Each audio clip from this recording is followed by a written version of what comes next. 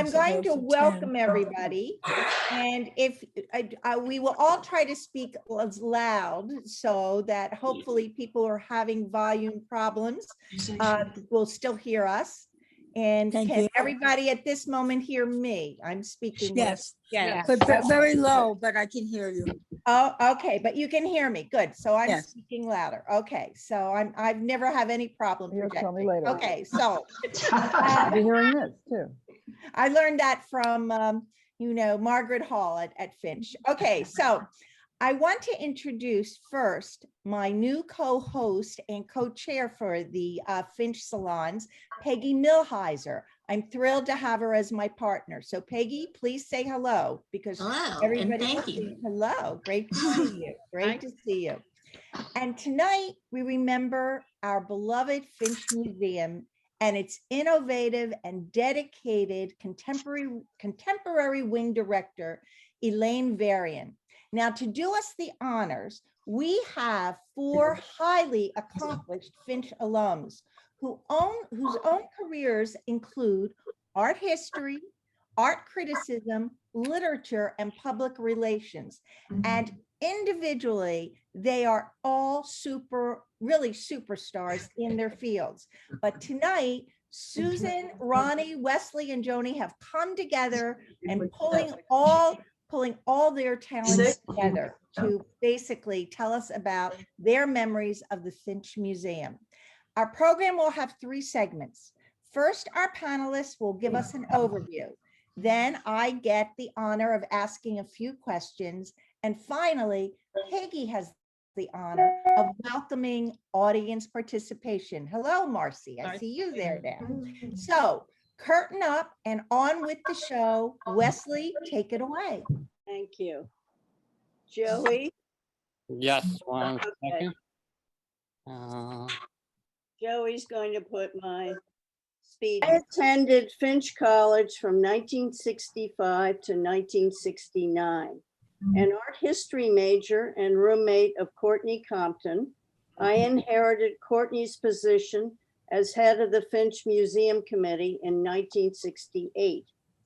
In 1969, I co-chaired the museum committee with Susan Grace, who had been on FISP her junior year.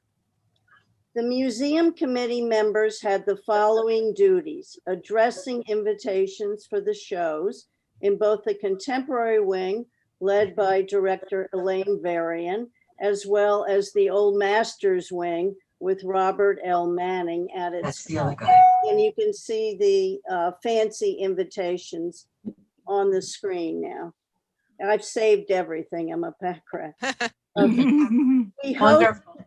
We hosted at the openings that were well attended. Andy Warhol was a frequent guest, and I once saw Salvador Dali with his handlebar mustache at one of the openings. Art critics such as Paul Cummings. Paul Cummings is at the bottom picture at the right. And you see Roland DeMarco and Elaine Varian on the left. And Grace Gluck were regulars. Mrs. Varian, securing loans from the museum, was often out of her Finch Museum office. She would run off to the Betty Parsons Gallery and Leo Castelli, I remember. One day, I was to hand a sculpture from the University of Connecticut at Storrs an application to exhibit. Well dressed in a tweed jacket with leather elbow pads, he hardly looked like a starving artist. Reading over the application twice to make sure I was reading it correctly, I noticed that Mrs. Varian had a space for address and phone number like on a job application. The next line to fill in contained the words, quote, sleeping with a phone number.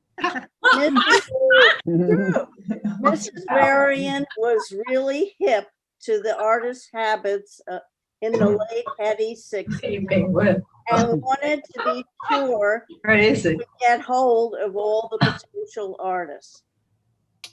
The Finch Museum had afternoon happenings.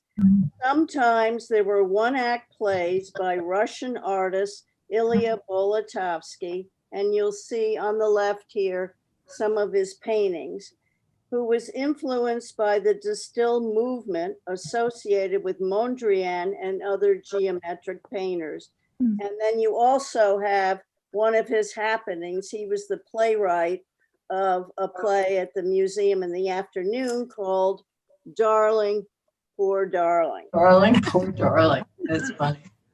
In 1968, a Newsweek photographer came to the Contemporary Wing to shoot the current show of Hans Richter, a Dada artist. Typical of Mrs. Varian's immersion into a subject, the show had 111 paintings, drawings, and sculptures, as well as 5 films by Richter. Oh, Mrs. wow. Okay, do we have, we need the Newsweek photo down there, please. Thank you. That's Hans Richter on the right, and guess who on the left? In like Finch. Yeah. Mrs. Varian asked me to stand in front of a Richter painting as she pointed out a detail. Voila, I was in Newsweek. Johnny. The subsequent Newsweek article, published on February 12, 1968, was quite complimentary of the Finch Museum. Robert Rauschenberg called the Finch Museum absolutely daring. Daring.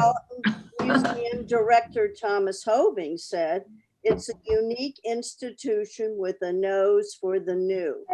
And Walter Seitz, Director of Brandeis's Rose Museum, lauds it as an experimenter, originator, and prober of ideas. Although the Finch's newspaper, the Finch News, always wrote up the art shows, the Newsweek article really enhanced its reputation among the art world. Mrs. Varian wanted the public and her students to see how artworks were made from its conception to birth, the creative process to the finished product, resulting in shows ending in 1973 called Art in Process. Her projected art was the first museum attempt to show simultaneously and continuously underground movies of Andy Warhol and Stan Vanderbeek. Mrs. Varian taught a unique course called Art Gallery and Museum Management. I believe the larger universities like Columbia and NYU did not offer a similar course. I remember a Finch show called Documentation of Drawing, Painting, and Sculpture that showed the bill of sales, letters or notations from the artists, loan forms from previous exhibitions, catalog listings, etc. I remember a small group of Colgate students regularly attending shows at the museum, possibly for credit during the winter in New York. During my senior year, art history seniors were asked to stage a major exhibit.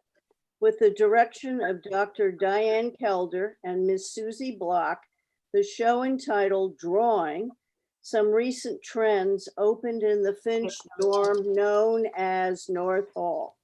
The idea for the show came out of discussions relating to the changing concepts of art form and art criticism. Finch seniors were to think like critics. They learned the step-by-step methods of putting on an exhibit.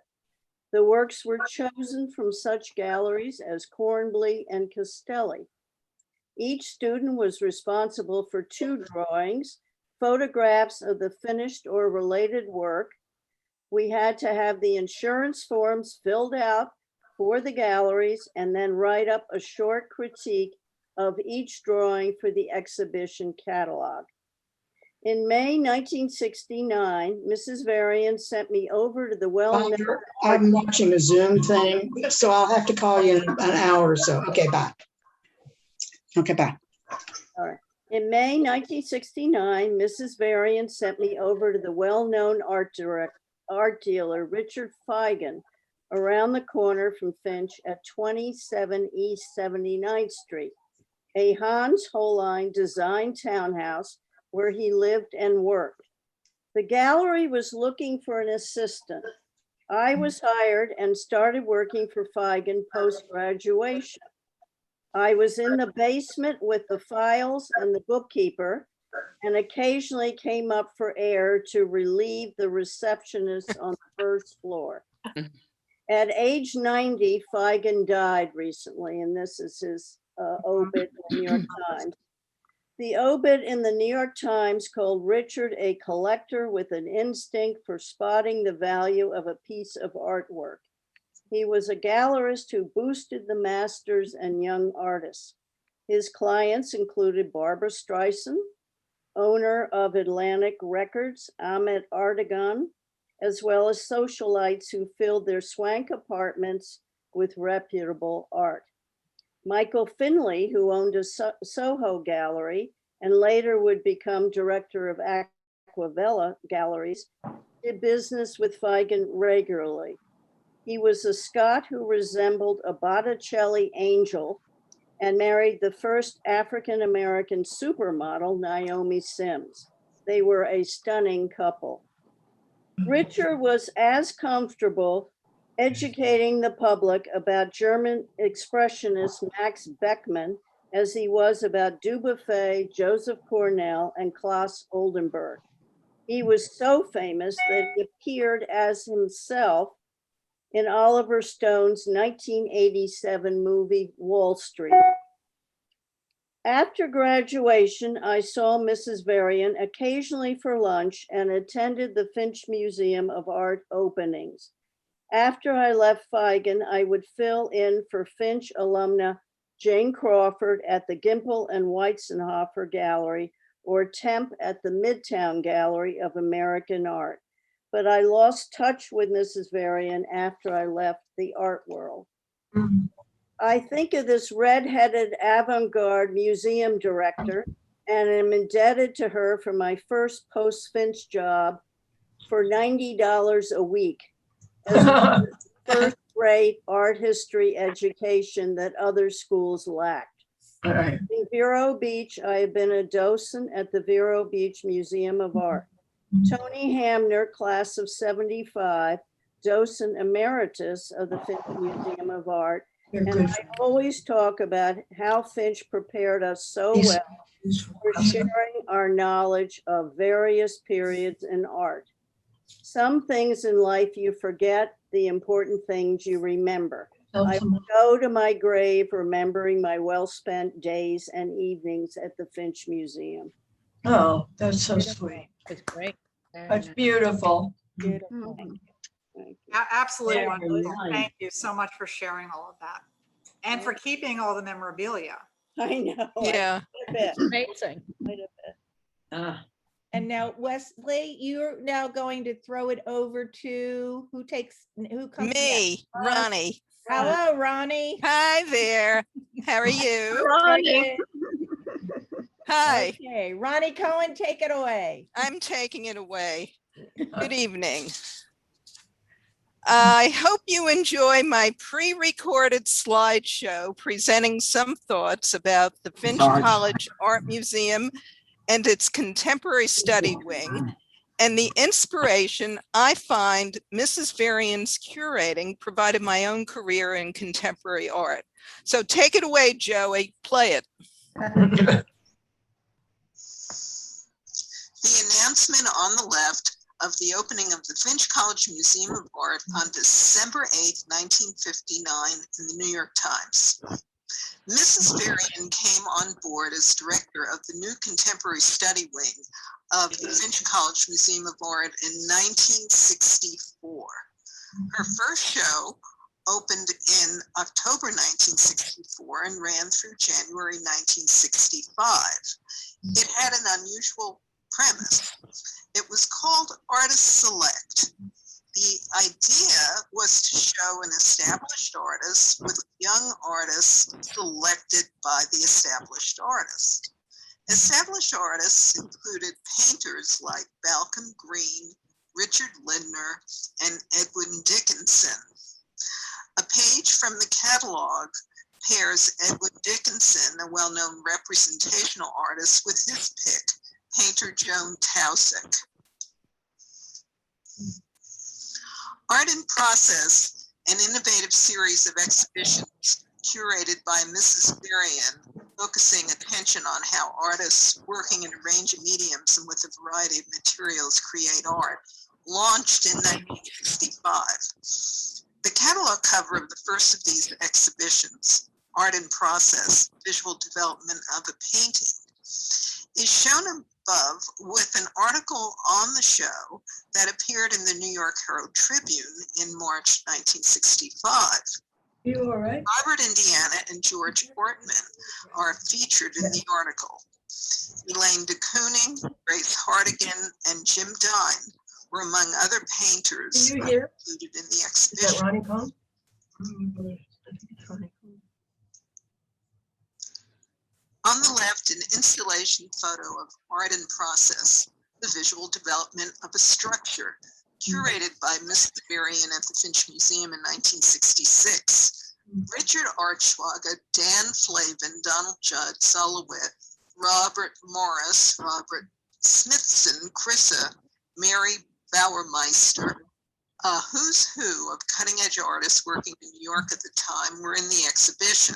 Well, she was On the way- right, Oh, an yeah. installation photo of Art in Process, the visual development of a collage at the Finch Museum in 1967.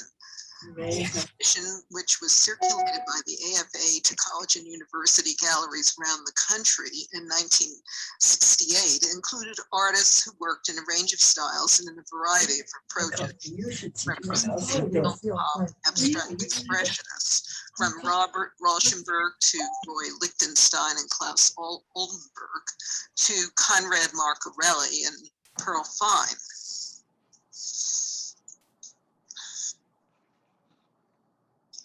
On the left, the catalog cover for Art in Process 4, described in Mrs. Varian's foreword as, quote, the fourth in a series showing the process of art in preparation and development of an image, close quote. The exhibition, which opened in December 1969 and ran into January 1970, was the first Art in Process show held during the time I attended Finch. An eye-opener.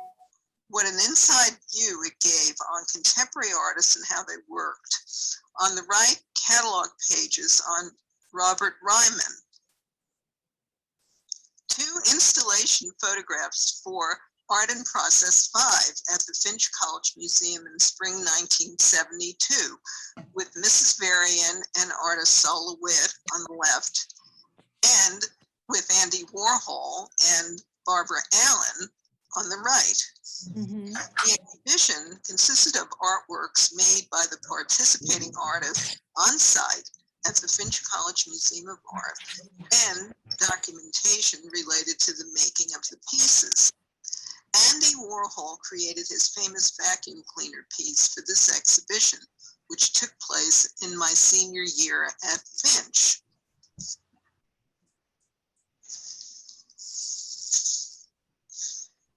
Mrs. Varian curated numerous other shows bringing to light the newest tendencies of the time, from video art to holograms.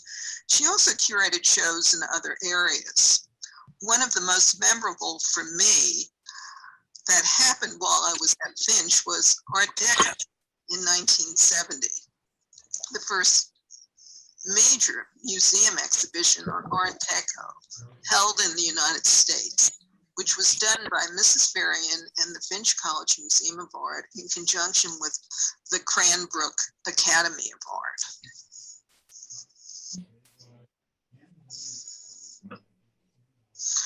The public and press response to Art Deco was tremendous. On the left, the Finch Museum press release announcing the extension of the exhibition. On the right, an extensive article on the exhibition that appeared in the New York Times.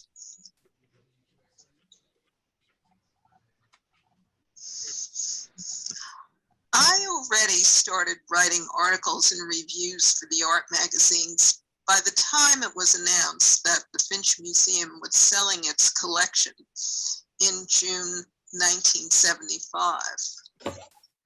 Above are two features I published in Art in America magazine. The one on the left, a review of the 1974 Hollywood costume exhibition at the Metropolitan Museum of Art. And on the right, a review of the 1975 Richard Avedon retrospective at Marlborough Gallery.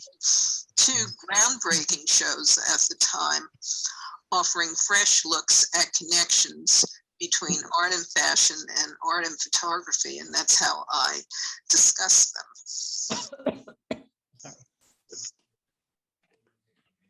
After completing my PhD at the Institute of Fine Arts in 1979, I went full-time into the art world as freelance writer and independent curator, consultant, and lecturer.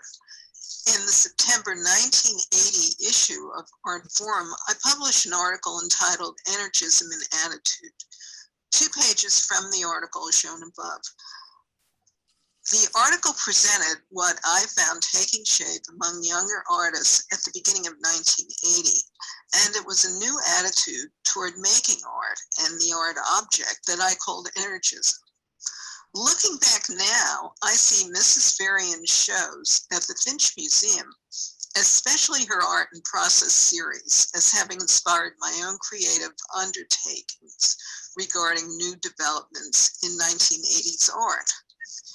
Mrs. Varian's shows at the Finch Museum and the gallery class she taught were my introduction to the contemporary New York art world. I also believe that her exhibitions covering a wide gamut of artistic expression was a source for my own openness to a variety of media materials and styles.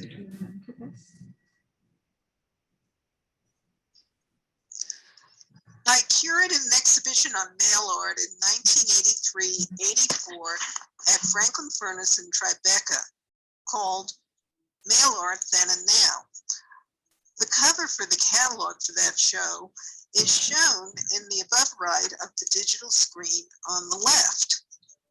Above right is a copy of a New York Daily News article on the exhibition from February 1984. I'm shown with some of the items displayed.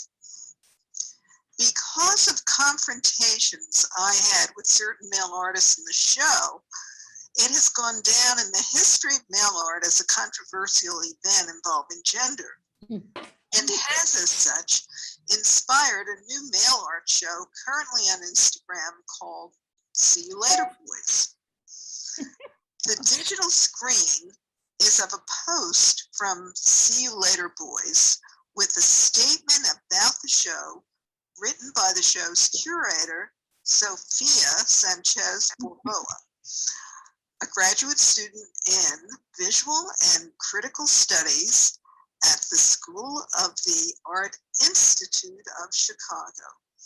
This is Varian's alma mater.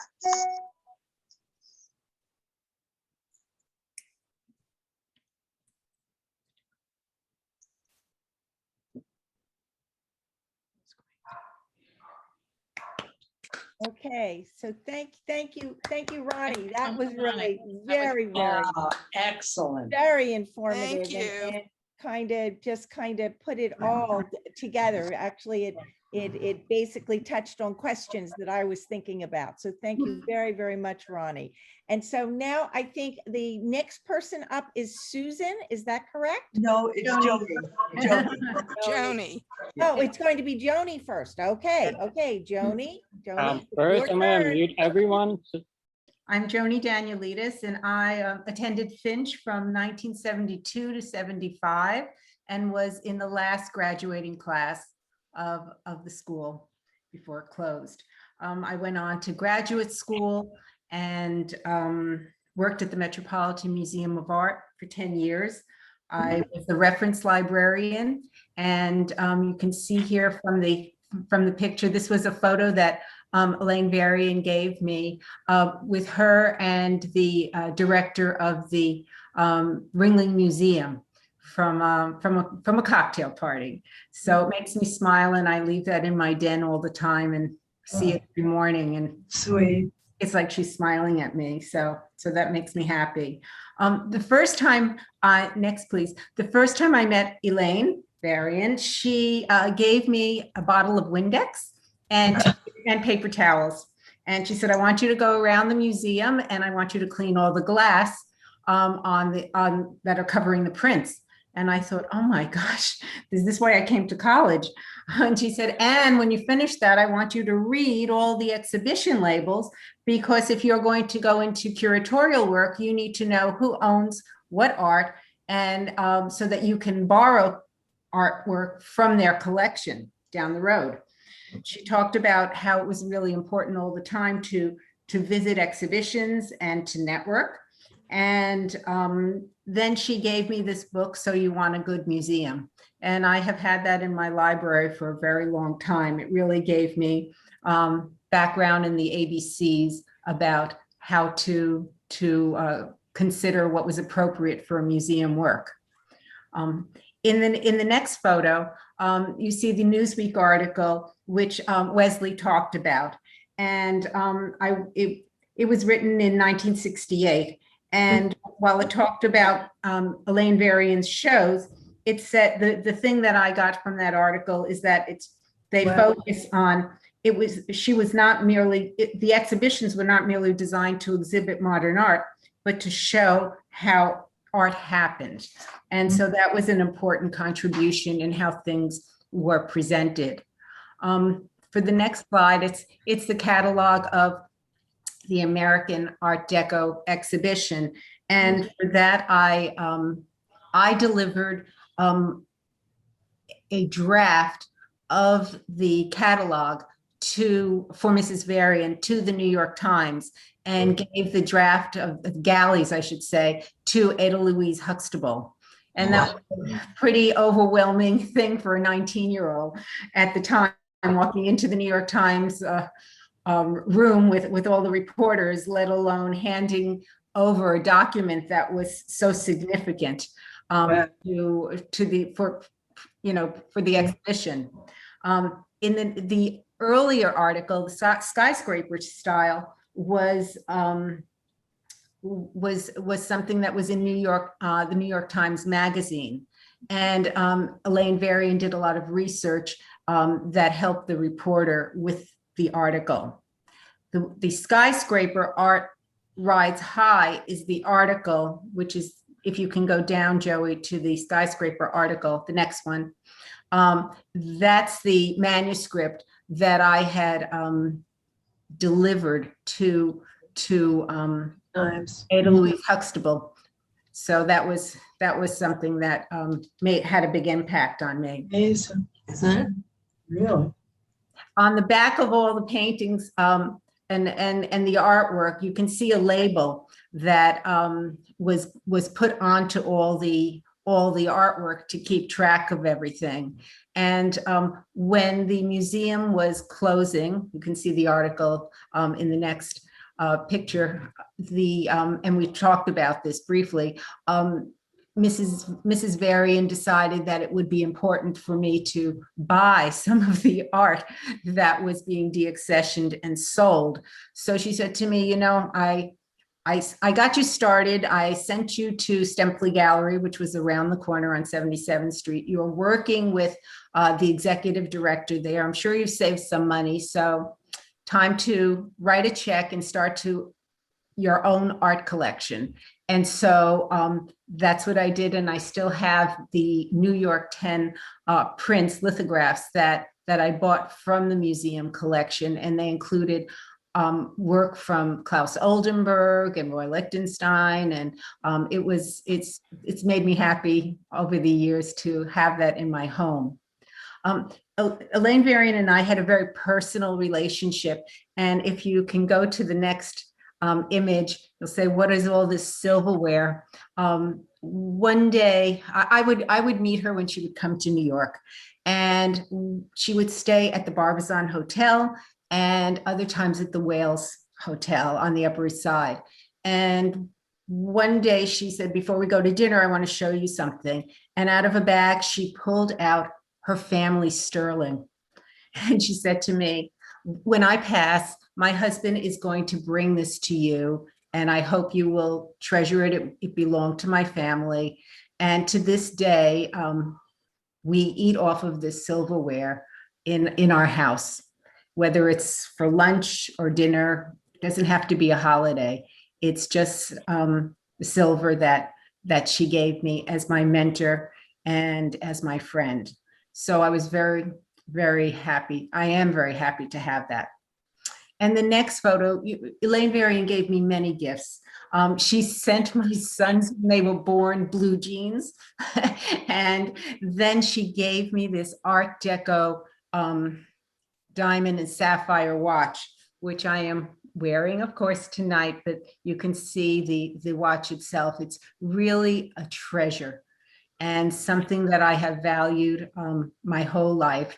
And her husband bought her that and gave it to her. And now I have it. And I have to think very carefully who I'm going to pass that along to down the road.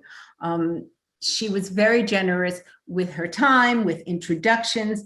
She always took me to wonderful places, to art galleries, to meet people like Leo Castelli and many of the artists. And then we would go to dinners at Les Pléiades and lunch at the Stanhope. So as a college student, that was quite an eye-opener. After the museum closed, we can put up the Art Deco poster. That was from the first 1960 exhibition. And she gave me all of these posters all rolled up and said, maybe you'd like that. So I have that framed in my home. Elaine used to come to New York often because she loved the energy. And after the museum closed, she moved back to Florida, where her husband was a lawyer and practiced in Orlando, Florida. But Elaine Varian couldn't just sit home and do nothing. So she became the curator at the Ringling Museum in Sarasota, in the head of the contemporary wing. And is there one more picture after that, or? That's all I have. Can you put the first picture up then that I started with Elaine? So when I came to Florida one time, I put this photograph in my tote bag, and I drove to Sarasota from the East Coast to the West Coast, and I went through the museum with her in my bag so that we could have that experience, and so that made me feel closer to her. Since she was gone, but her research and her writing, she allowed me to work with her on research when I was at the museum and as a slide librarian, and I researched to help her with a book that she was writing on American Art Deco architecture. Unfortunately, E.P. Dutton didn't publish the book in the end because it wasn't finished, but we worked on those things together. And when she got sick, we spoke from the hospital often, and she said to me, my husband forbids me now to dye my hair carrot red. And so we created a scheme that I was going to get her a bottle, not a bottle, but a box of this hair color and send it to her at an incandescent location so that her husband would know, and then she could walk into the room and still have her red hair again. But that was something that was hard for her to give up, because that was so much a part of her personality, between her red hair and her Ferragamo shoes. So we just had a wonderful personal relationship. And I think tonight's program really keeps her spirit alive. And I remember her every October because that's when she was born, and that's, her birthday month. And she's somebody who has influenced my life, my career, and enhanced my vision of how I see the art in museums, and also to have a drive to accomplish things, because she was such a pioneer in her field, and a very caring, wonderful person. Those are my remarks about Elaine. Thank you. Thank you, Joey, for your help. Fantastic. And now I'm passing the torch on to Susan to speak. So Susan, you're next. Okay. I just want to say how wonderful it has been to hear Wesley, Ronnie, and Joni bringing alive in such impressive detail the extraordinary career of Elaine Varian. Like Wesley, my years at Finch spanned 1965 to 1969, one of the most tumultuous times in our history. The world changed dramatically from the civil rights movement to women's liberation, the student anti-war crusade, to the landing on the moon. These forces were shaping us as we were discovering our own paths in the more protective environment of Finch. To the quiet neighborhood of East 77th and 78th Streets, an area that was just becoming an art center, Mrs. Varian brought the vibrancy of the avant-garde scene as it was unfolding. Sotheby's Park Burnett was just a block away from Finch, and galleries were moving in. It was a brilliant idea of Dr. DeMarco to bring the larger cultural life of New York to the small Finch campus and to make it a locus of experimentation, giving it an outsized presence. Elaine Varian could not have been a better choice to carry out the mission, as she was a key player herself. While others on the panel have discussed Mrs. Varian's direct impact on their later careers, for me, it was Finch as a whole that exerted that force. The synergy between the academic and the museum aspects of Finch's art program.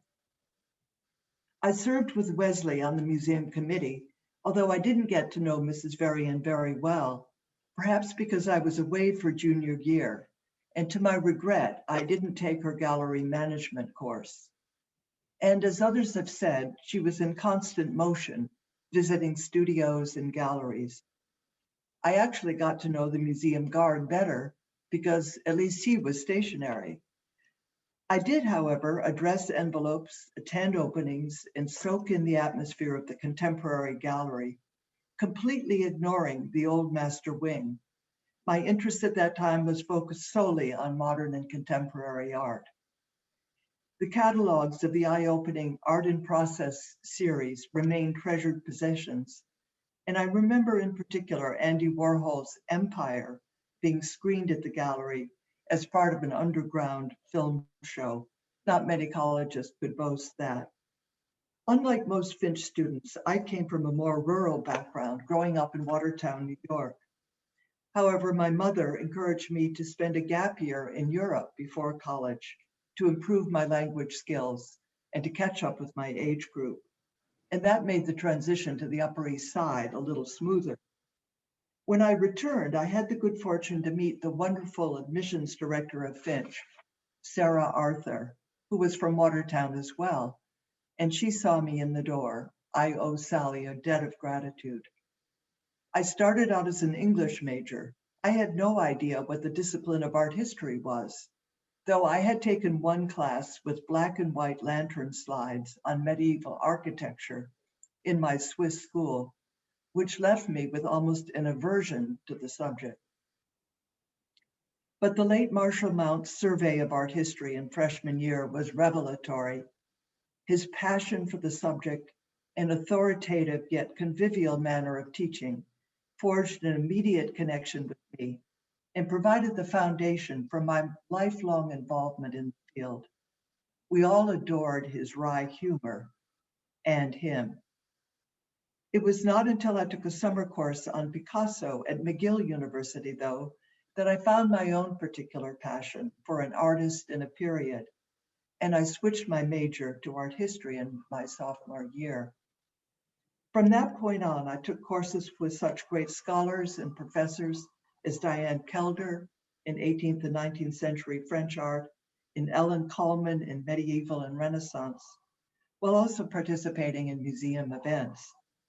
I'm indebted to them not only for what they opened up to me, but as role models in the field once I got on the art historical track.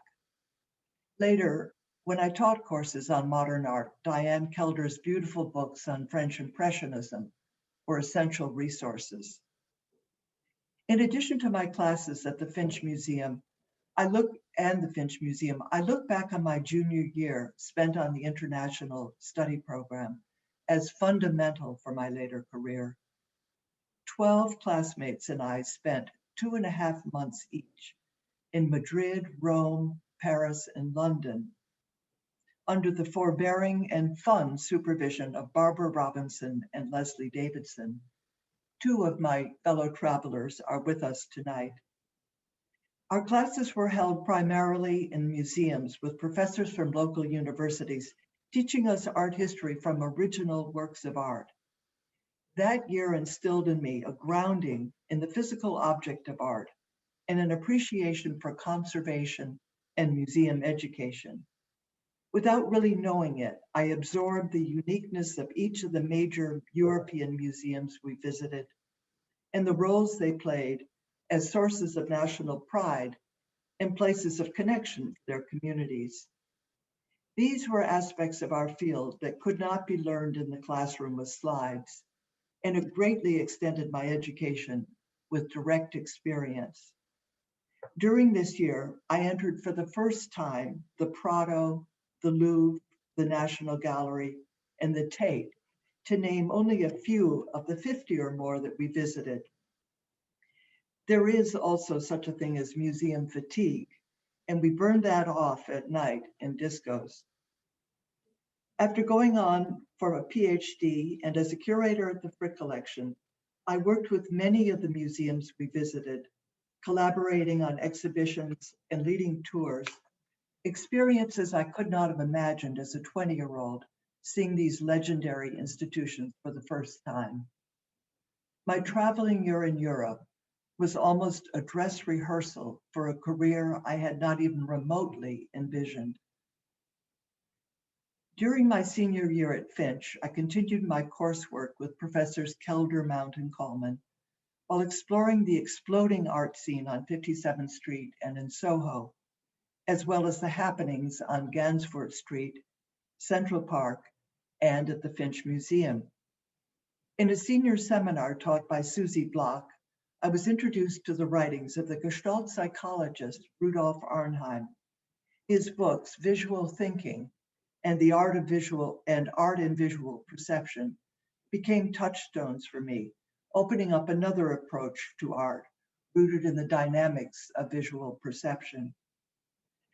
After graduation, like many of us, I experimented with various lifestyles in the totally transformed world we emerged in. Art history seemed irrelevant to it all, better left behind. But after some floundering, I returned to my core interests established at Finch. I wrote to Rudolf Arnheim, then at Harvard, and he took me in as a special student for 2 years and remained a mentor until his death at 100, a vital connection that goes back to Finch. In my late 20s, I entered a PhD program at the Institute of Fine Arts, where Ellen Kullman and Susie Block had gone, and where Mosette Glaser Broderick, class of 67, was blazing a trail. During my years there, I overlapped with Ronnie. And when it came to a thesis topic, I chose Picasso, drawing again on my Finch experience. And on finishing my PhD, a door opened for me at another East Side museum, the Frick Collection, much bigger than the Finch Museum, but also intimate in scale. On taking that step into museum work, I finally entered the Old Master Wing, which I had so studiously avoided at Finch. And I remained there for 28 years working on 19th century and Old Master art, for which Finch and the Institute had prepared me. Looking back, I feel I lived the crucial decades of my life in a golden triangle. from 62 East 78th Street to 1 East 78th Street to 1 East 70th Street, all the while commuting in from our family home in Brooklyn and traveling across the US and Europe for work. More than any one thing, the fundamentals of my career took root in the village that was Finch, with its inspired art program that included an avant-garde museum and director and curator, outstanding academics, an international museum program, and great classmates, some like Julia Berwick, I see on a regular basis. Today, museum studies programs thrive in universities, an area in which Finch was certainly a pioneer.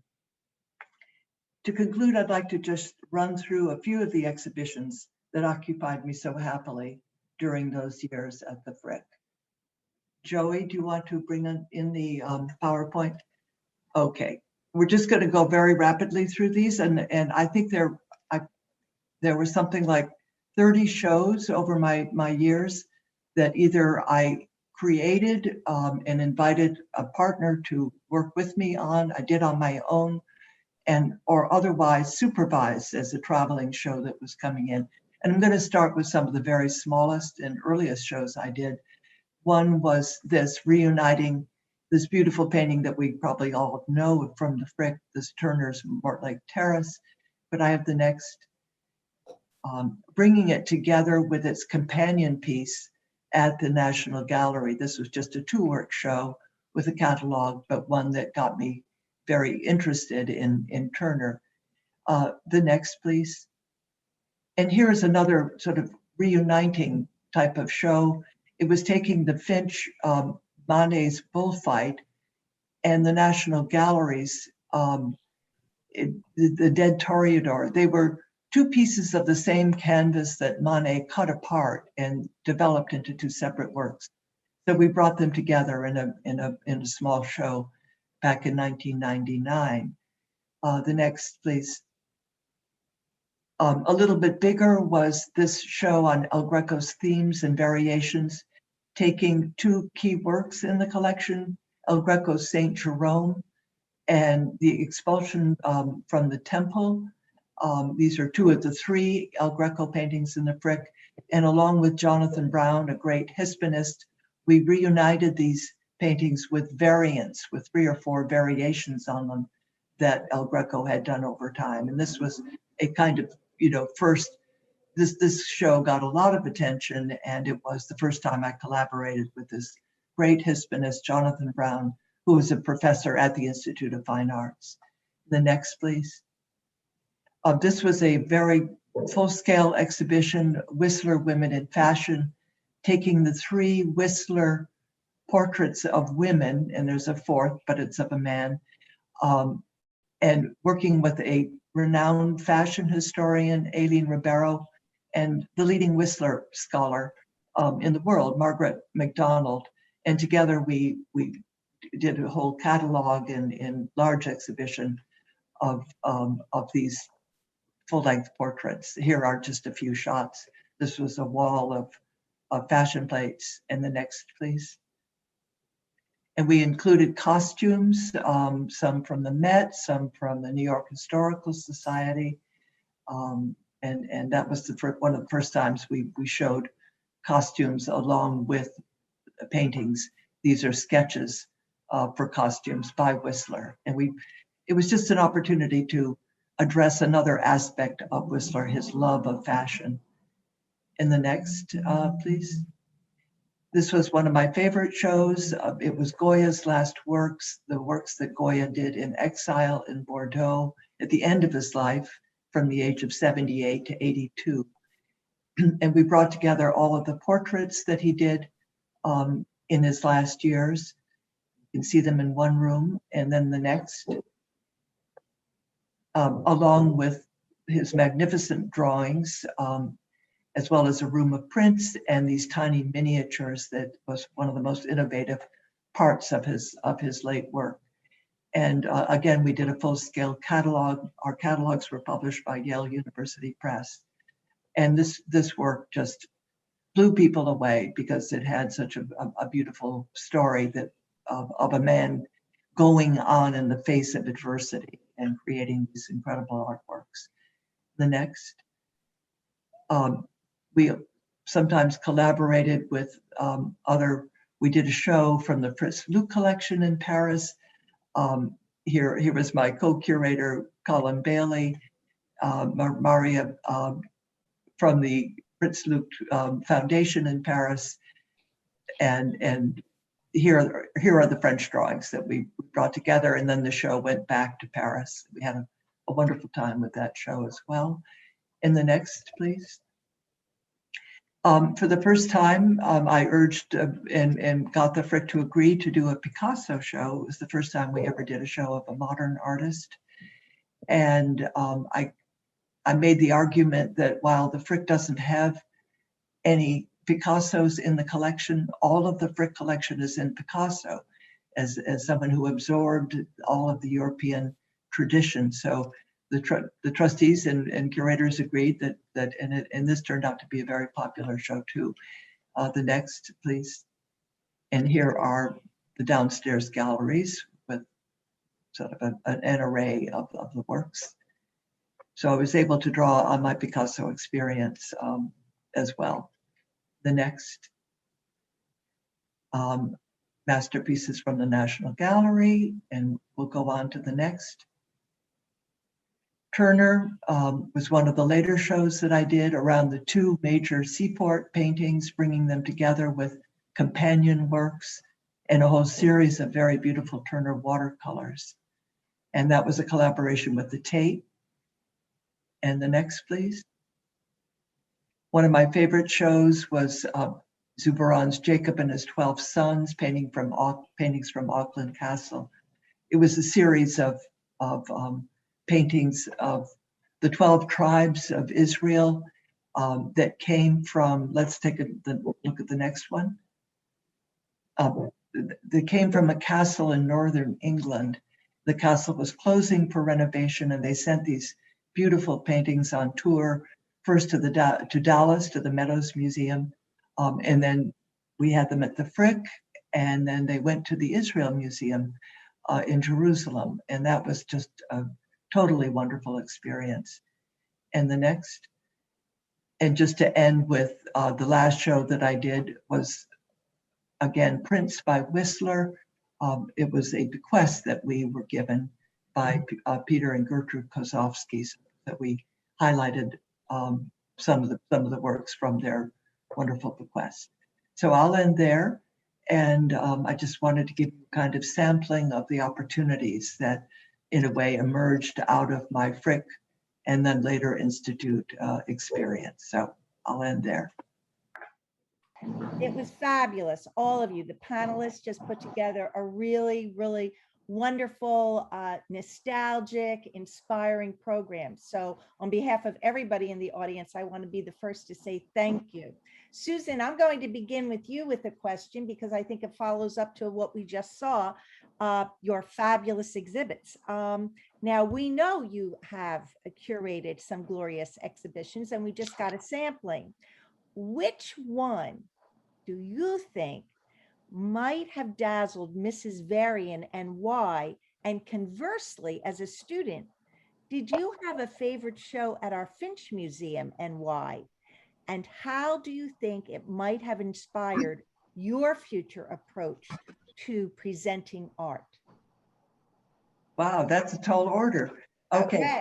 I think, what show would she have liked best? I'll take a safe approach and say Picasso, because it was in her realm, closer to her realm. I think she might have also loved Goya, because any modernist adores Goya. So I would say two in the Spanish area would have appealed to her. I think she would have loved the idea of a modern artist in an old master museum, because she liked to mix it up.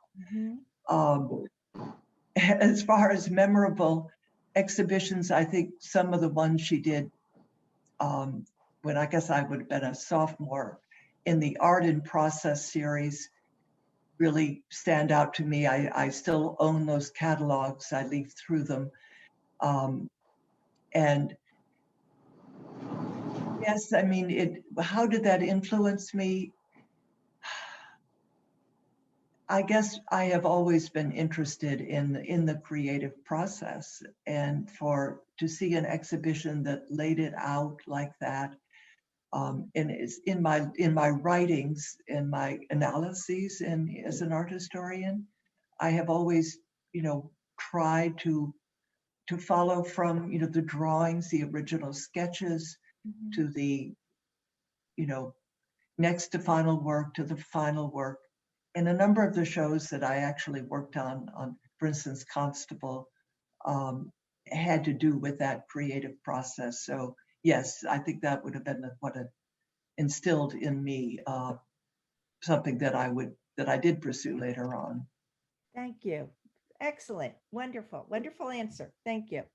Okay, Joni, you are up. Now, in her 1975 interview with Paul Cummings, Mrs. Varian reveals that she went to high school at 12 and college at 16. She obviously was a very smart cookie. And for college, she took a combination of classes with a major in art history at the University of Chicago and the Chicago Art Institute. But for high school, where she said she received a lot of instruction in art history, she attended a private co-ed boarding school in St. Louis that she described, and this is her quote, very prudish. That's my upbringing. Now, Joni, we can all assume Mrs. Varian was anything but prudish.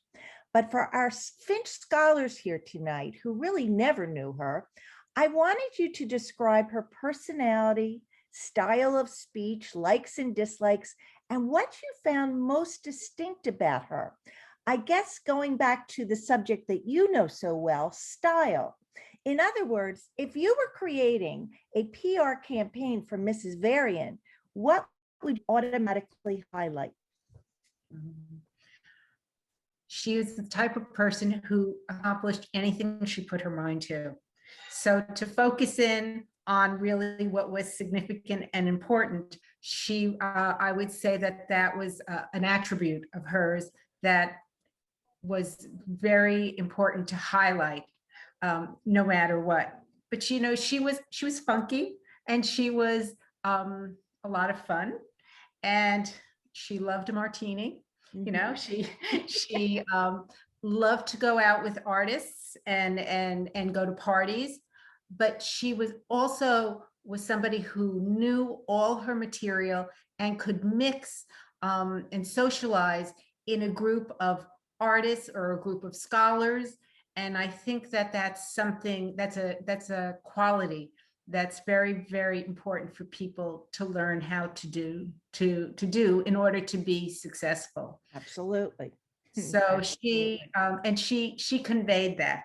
She conveyed that to me, to her students, and it was really something that was special. Excellent. Thank you. Sure. Thank you. Okay, and now this is for Ronnie. Okay, so Ronnie, as an art critic, put on your art critic cap. What do you think it takes to not just put together a great show, but to put together a great art show that the public will remember and that it will resonate with them?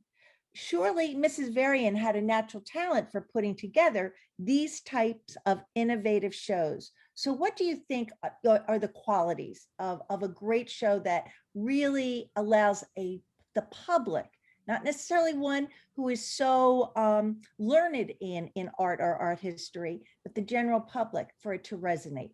And that's for Ronnie, wherever you may be on Zoom.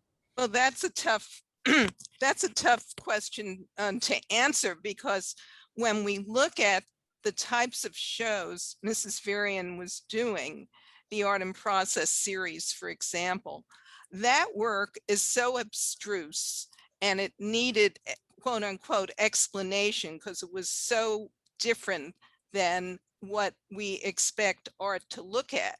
So in terms of a general public, if a general public had gone to the show and read her foreword and understood the premise, they would get wonderful things out of it. They would get lots out of it. However, I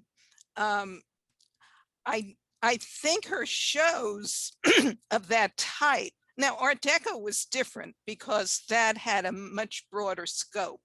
I think it was brilliant the way she put together the Art Deco show, covering so many decorative areas of it, bringing to light what, you know, because in the 60s, if you remember the decor of the 60s, a lot of people, I remember someone saying to me in the 80s that when she married her husband in the 50s, she threw out her mother-in-law's, you know, like this wonderful Art Deco collection because it looked old. Oh. So it was like bringing back a whole style. I think she was brilliant in that show in terms of, you know, because that embraced the larger public, the larger art public. And she got wonderful loans of furniture and decorative objects from all sorts of collectors, including Andy Warhol. You know, if you look at who lent to that show. At the time, Peter Brandt, I mean, people who were collecting contemporary were, and part of the contemporary scene were also into Art Deco. But, you know, the kind of attributes someone needs to shed some light that would help people appreciate the new in art. Even the old in art. I mean, Susan does that all the time, did that all the time with her wonderful shows. It's like an ability partly to step back and see another picture, see another big picture and think about what you want to, excuse me, emphasize. Right. That's a big deal. And Mrs. Varian was great at emphasizing. I mean, in terms of big picture, the title of the contemporary wing, you know, contemporary study wing, that's a great name for an institution. She really did it. I mean, she was studying what was happening at the moment, among other things. It's really quite fascinating. Excellent. Thank you. Thank you, Ronnie. Can I just ask you a quick question? What about the hologram exhibit? Because I think, what do you remember? Yes, that, Ronnie? I don't Yes. remember it. I mean, I kind of remember it. I remember actually walking into it because it was dark, except for the holograms, you know, but I don't personally remember it. I did read some reviews of it and it was very well received because people were very interested at that moment in art and science, intersections of art and science, and that was right there. I mean, she did all these cutting edge. I mean, this is the meaning of cutting edge could be applied to her shows. Right. I mean, it's not a term used much anymore, but yeah, I mean, she did the hologram, she did, I mean, that documentation show that Wesley mentioned, that, I mean, that was like unheard of to do a whole show around documentation, even though you know, it's a big deal now, documentation, but in the art world. But her holograms, and she did all sorts of video shows.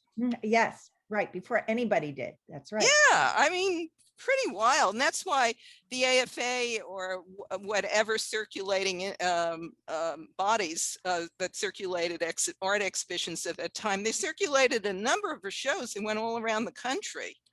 Right. So she's had an impact. You know, we don't even realize the national impact she may have had. Absolutely. So, yeah. Absolutely. Thank you. And finally, we're going to close with a question for Wesley before we open it up to everybody. So, and Wesley, this is like we're going around full circle. In the world of the arts, as in the world of education, we often hear that the best discoveries happen organically, meaning that the final outcome is the result of a natural order of events. Tonight is a prime example of that theory. A few years ago, when author and Finch alum Wesley Davidson was a featured guest star at a Finch salon, afterward, she and fellow Finch alum Ronnie Cohen struck up a conversation. And that's how we all ended up here tonight. Wesley, would you please tell us about that conversation and how it led to this illustrious panel this evening, and if it met your initial vision? Wesley, are you there? Please put the speaker on. Me now? She's Yes, muted. now we can Okay, hear you. Good, good. Did you hear me? Did you hear your question? Yes, I did. Good, Thank you. okay. Ronnie and I struck up the conversation because we thought a salon around the visual arts would be a good topic. And, you know, I knew Ronnie had pursued a career in appraising and writing, even while she was at Finch, for various art publications. I do not write about art, but I do write, and we thought we would, you know, co-host this topic, and being a goer at the Finch at the Frick, we thought we would bring in Susan, whose shows we had seen at the Frick, and then we found out later that Joni had established contact with Elaine Varian after, you know, the Finch Museum had closed, and Elaine had moved to Florida to the Ringling Museum. That Joannie kept up her a relationship with her, which I think a lot of us, after Elaine had left New York, had not done this. So it seemed like a natural show for us all to do. And I think, you know, we come at it from different angles. So I hope I answered your question. Yes, yes, you did beautifully. And it seemed to be a good cap to the initial discussion. And now it's my pleasure to turn this program over to Peggy Millheiser, who will now invite the audience to become involved. So Peggy, it's your turn. Okay. Thank you all so much. This has been very, very interesting and fun. And it brought back so many memories to me. Like, I was in that museum management class. It was my favorite class at Finch. And we were given the topic of old Italian Renaissance masters. And we had to find the artwork in the city, have it delivered, insured, and so forth, and mount the exhibit, market the exhibit, and invite the public in. And it was such an incredible experience. We really learned the nuts and bolts of running a show. So thank you for bringing those memories back. It's really fun. I bet you all have memories to share. Is there anyone like to share a memory? Anybody? I was just going to share a quick memory. So when I started at Finch, I was 16. I was planning on taking math and science as a pre-med major, but I loved art. I had spent the summer a couple of years earlier in Europe, and I took one art history class, and I was absolutely overwhelmed and intimidated. And God bless all of you who majored in that, because I was not about to say, look at this pinky and who painted this and what year and who, you know, what was their grandmother's name, and I couldn't do it. So God bless all of you. But I loved being around the museum. I loved being around that part of Manhattan and the museums around there, including the Frick. I don't live in New York anymore, so I still do cocktails with the curator every Friday at the Frick, Susan. And looking forward to being back in New York this summer. So yeah, but yeah, God bless all of you, because it was a really overwhelming, intimidating degree for all of you to have done. And thank you. Peggy, I think Nora has her hand up. Yes, I do. I took the museum course. And the first day, she gave us all a gallery guide, and she went through the whole gallery guide, telling us which were the good galleries in New York. And we were supposed to go, I can't remember if 10 or 20 galleries per week. We had to take notes. We didn't have, it could be on the paintings, it could be on the ceiling, it could be on the floor, the lighting, whatever we wanted, but we had to write about it. And it's fascinating that what that did to us. I found my diary the other day, and she really allowed us to say whatever we pleased and to create our own art history.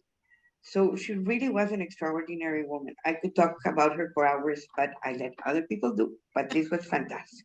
Thank you, ladies. Oh, I'd like to talk. Yes, go ahead.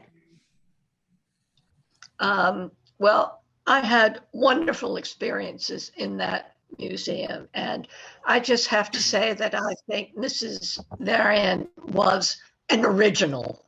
I mean, when I was taking her museum and gallery management course, I had no idea what a visionary she was, but she really epitomizes what a visionary is. As to Nora, the gallery reports, oh my gosh, it was just so wonderful. We went all over the city and she wanted us to report on everything, even to installations, what we thought of them. And I'll have to say, she really taught us how to look at art. And that's something that's very, very special. But I have an interesting anecdote, and you may have all heard it. The first time I hosted one of the gallery openings, I threw Thomas Hoving out of the museum. I had no idea who he was. He had just been appointed at the Metropolitan, and he lit up a cigarette. And I threw him out. And as he was going out, he said to me, well, I wish my guards took as good care of my museum as you do of this one. Well, Mrs. Varian was having a fit. Here I am escorting Thomas Hoving out of the museum. And anyway, to make a long story short, I ran into him, or I happened to be at something with him in Newport many years later. And I recalled this story to him, and he remembered it, but he also talked about Mrs. Varian in such wonderful terms. So that was great. I worked on the Art Deco exhibit, which was a lifetime experience for me. I will never, ever forget it. And of course, met Andy Warhol because we borrowed things from him, whom I later ran into other times in my life. And we recalled his lending things to the museum. I mean, you know, to be able to have that relationship with an artist, you know, is unbelievable. The other artists I met through her was Alexander Calder, Salvador Dali, and what was her name? The sculptor, the woman sculptor who did the, Marisol Escobar, who did those big block sculptors. And it was a wonderful, wonderful experience for me. And I'm so delighted to hear that she went on to the museum in Florida. I think that's great. And this evening's been wonderful, just wonderful, and great to see all of you. Hope to see you again, maybe in September or October, whenever the next Finch gathering is. Good. Who else? Peggy, you want to continue? Yeah, I think Laura wants to ask a question. Yeah, I have something to say. Like Nora and Tina, I also took that gallery management course, and Elaine had us go to like 20 or 30 galleries. As a matter of fact, I still have this book. It's up in my house in New York. I'm in Louisiana right now. I wish I had it to show it to all of you. But she had us critique, not just the art. It wasn't about critiquing the art. It was about how the art was placed in a gallery. We had to comment on the color of the walls, the floors, the carpeting, the lighting. We had to critique the postcards, the placement of the art in the room. And to this day, when I walk into a gallery, I can hear her critiquing these gallery spaces. It has really changed how I look at art, because I no longer just look at the piece of art. I will look at the setting. So I just wanted to say that she was just I just loved her. So I just wanted to share that. Thank you. Anybody else? Barbara? Yes. Yeah. Well, I'm a little bit older than most of you. My junior and senior years was the opening of the art museum. So at the first show, we were all nervous wrecks because nobody had ever shown contemporary art with antique furniture. This was a mind blower, this beautiful townhouse. And all the artists were in there. They were as nervous as we were at putting the whole thing together. And as we heard the crowds come in that night and say, oh my God, it works. It was amazing. Wow. And that was what really cracked the whole thing. The first 2 years, any exhibition we put in there, there were lines out the door basically to get in. My father was nice enough that he loved Finch, and he bought the bowl, great big silver punch bowl for the museum, because he came in at the first exhibition, I guess, and they had something and he said, that's no good. So he went out and bought one and gave it to the museum. And I mean, this was the kind of thing that we lived through with that. It was the most mind-boggling thing for me the rest of my life. Wow. Great story. Yes. And it must be why I love Andy Warhol, even though he wasn't there as much then. I think only the second year did I see him once, but I have the Endangered Species, one of the first printings of it. And I have it on my wall in the living room, and in between it is Philip's grandfather's clock. And people come in and they say, oh, those are so wonderful. They haven't a clue they're Andy Warhols, because very few people have seen the Endangered Species. And those animals are fabulous. And I think that's what I look at that and I think that's where I learned how to mix it. If you have the conviction, you can do it. Wow. So I That's think great. Always.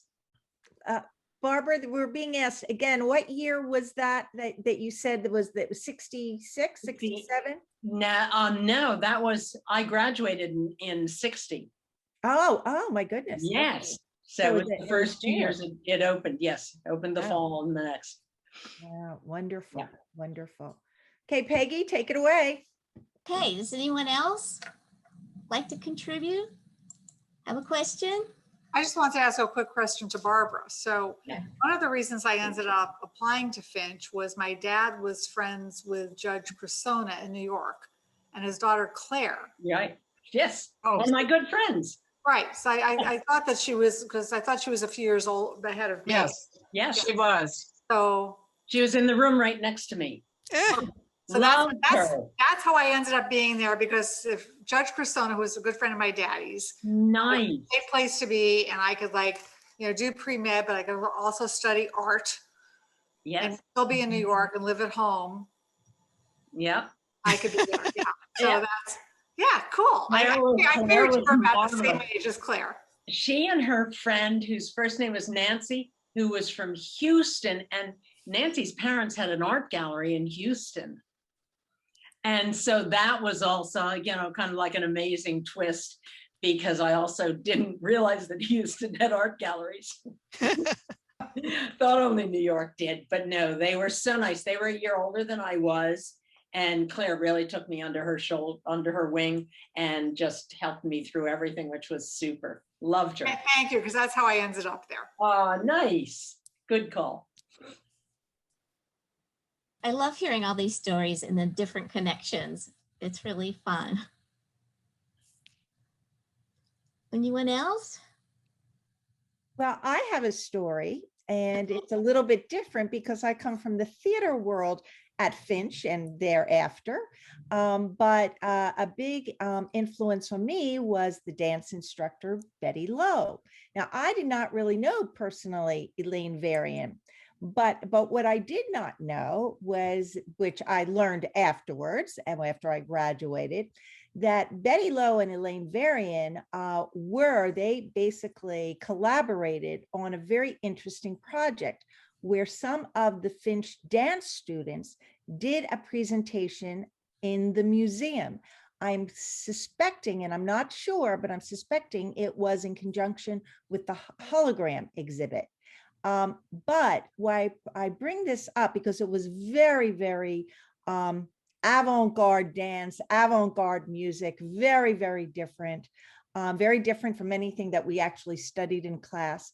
But I bring this up because, again, because of Elaine Varian and Betty Lowe, that was really very innovative at that time. Now, today, there's all kinds of performance art in museums. But I believe that that probably was one of the very first examples of performance art within a museum, that the two women, so again, we were all very lucky to have, and the two women obviously were very much in sync. So we were very, very lucky to have such forward thinking, professors and instructors and people who inspired us. So I've always thought of that, about that. I agree. And Sherry, I saw you smile when Eileen mentioned Betty Lowe and the dance and so forth. Were you part of that? No. I was, and I remember taking classes at the Harkness. Yes, and going down to 75th Street. And what's crazy is my husband, who was here like an hour ago, like went back to his office. I didn't know him then, apparently, but he was the manager of the American Dance Machine in New York. And offices were in the Harkness building on 75th Street. Well, we didn't know each other back then. So yeah, so that's what I remember. My feet are still a mess, just letting you know. So. Does anybody have any questions for our other panelists? Anyone? No, but thank you to them.